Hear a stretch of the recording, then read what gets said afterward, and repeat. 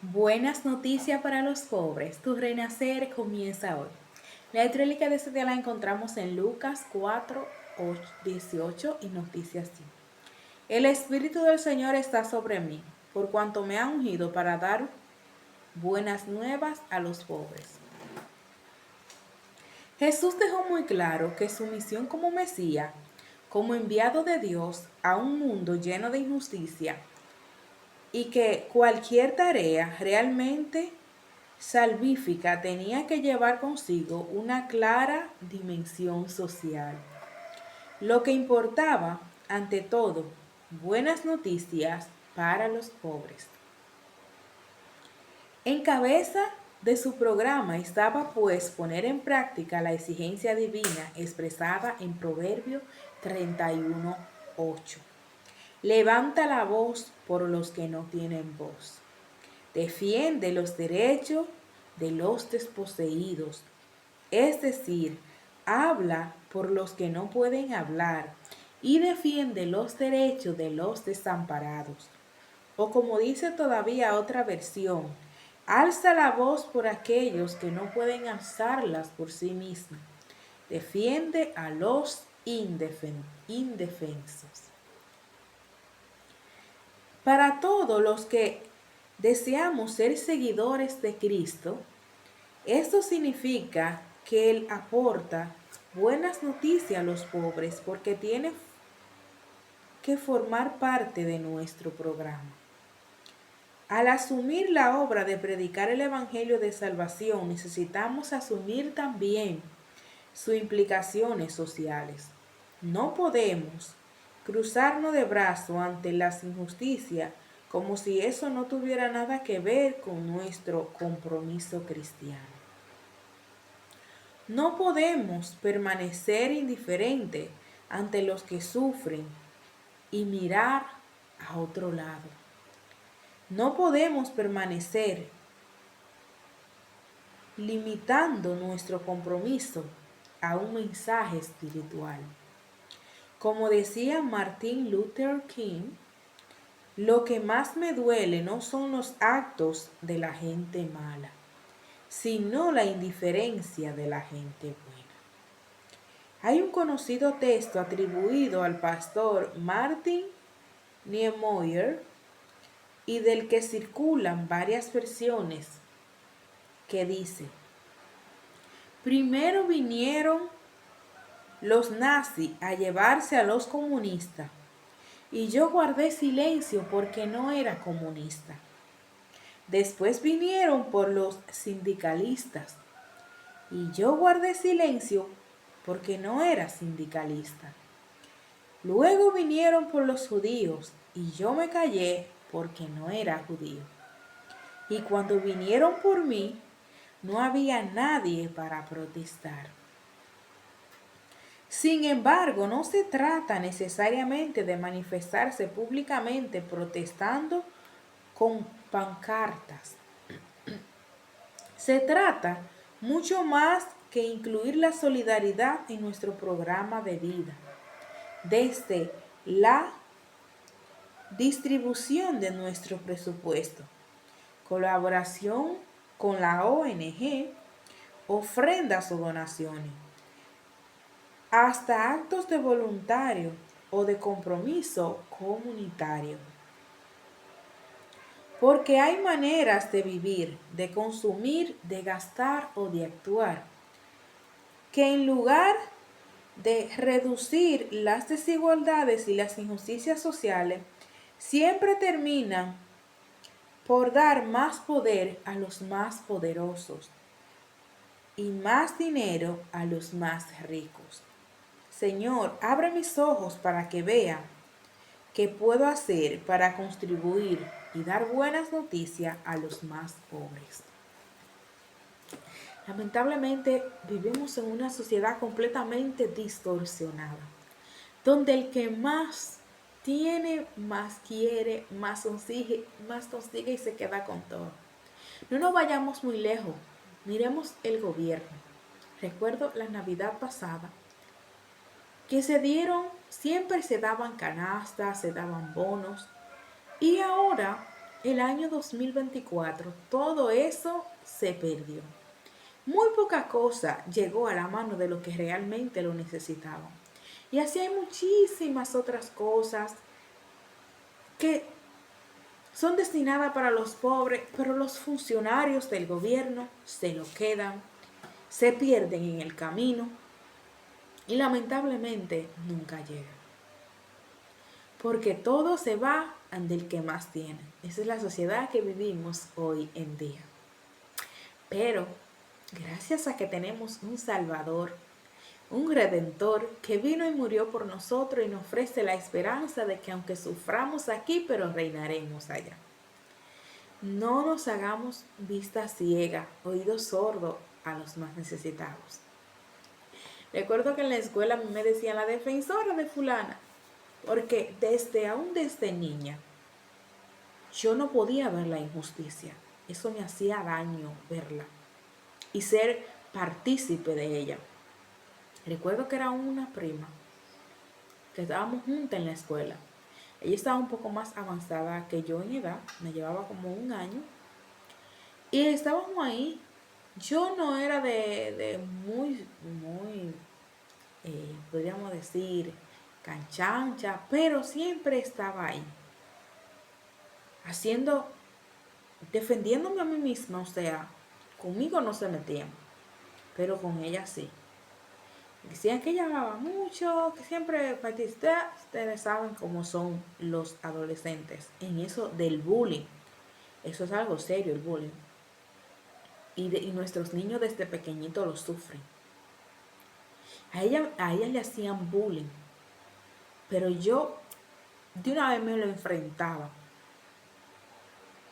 Y es como si se estuvieran metiendo conmigo. Yo la defendía, mira, capa y espada. Y a mí me decían, la defensora de fulana. No, ahí está la defensora. Y yo, claro, porque ustedes quieren humillar y opacar a las personas. Entonces, yo una niña, bueno, no estaba tan niña.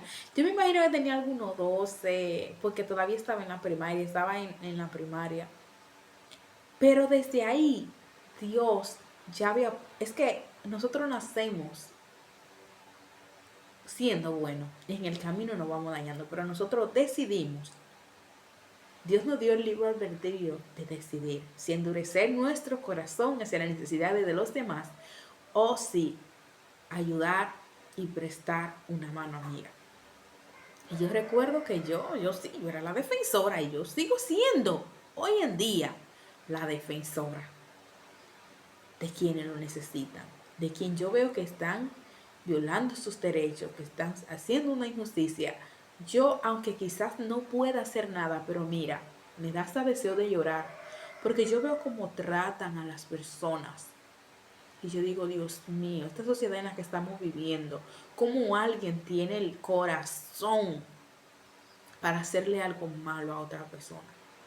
Si yo miro a las personas como quien deseo hacerles el bien, si yo tuviera más para dar, si yo pudiera ayudarle, si yo desde que veo, yo empiezo a orar por esa persona. ¿Por qué? Porque yo deseo que nos vaya bien a todos en la vida. Y cuando yo veo injusticia a los pobres, a los más necesitados, especialmente a las mujeres, cuando yo veo hombres que tienen mujeres buenas y que la tratan mal, las humillan, la maltratan, le dan un maltrato, ay, se me mete como una cosa por dentro. Mira, ve, yo soy cristiana, yo digo, Señor, quítame esto. Porque como que le cojo una cosa a los hombres maltratadores. Pero, o sea, no de que odian ni nada, porque el cristiano no vive eso. Pero yo siento como si me lo estuvieran haciendo a mí. Como yo lo viví, y cada vez que yo veo a alguien más pasándolo, mi corazón se aflige. Tal punto de que hago lo que esté en mis manos para ayudar a esa persona. Así que se lo digo, si usted es un maltratador de las personas y se topa conmigo, yo voy a defender a la otra persona. Y así debemos de ser todos. Debemos de velar por las necesidades de los más pobres, de los que no tienen voz. Que aunque yo no pueda actuar directamente, pero le empiezo a hablar a esa persona, abrirle la mente, que es una persona valiosa, que Dios lo creó libre, que no somos esclavos de nadie. que necesitamos y merecemos ser respetadas, ser amadas, ser cuidadas, ser protegidos. Porque yo lo viví y te aseguro que no voy a permitir, sin hacer mi esfuerzo, que alguien más lo viva. Pero hay personas que están tan apegadas que por más que uno quiera ayudarlo, no se dejan. Y no lo juzgo ni nada, porque yo también estuve ahí. Y para yo salir de ahí, tuvo el Dios Todopoderoso que intervenir en mi vida. Todavía yo le digo, Señor, gracias, porque en mis fuerzas yo no lo hubiera logrado. En mis fuerzas yo no hubiera conseguido ser libre de la opresión que vivía. Pero el día de hoy mi propósito es hacerte entender que no podemos mirar el dolor de los demás, el sufrimiento de los demás y hacernos de cuenta como si no estuviera pasando nada. Como decía la lectura, vinieron por los judíos y yo no era judío, vinieron por eso. O sea, yo me hice de la vista gorda cuando venían. Cuando veía el sufrimiento y el dolor, a mí no me importó porque eso no era conmigo. Y cuando le tocó a él, ya no había nadie que lo defendiera. Ya no había nadie que velara por él. Porque se hizo de la vista gorda en vez de actuar desde un principio. Tú no estás solo. Tú no estás sola. Si estás sufriendo, si estás siendo maltratada, si estás siendo humillada, pisoteada, cuentas conmigo.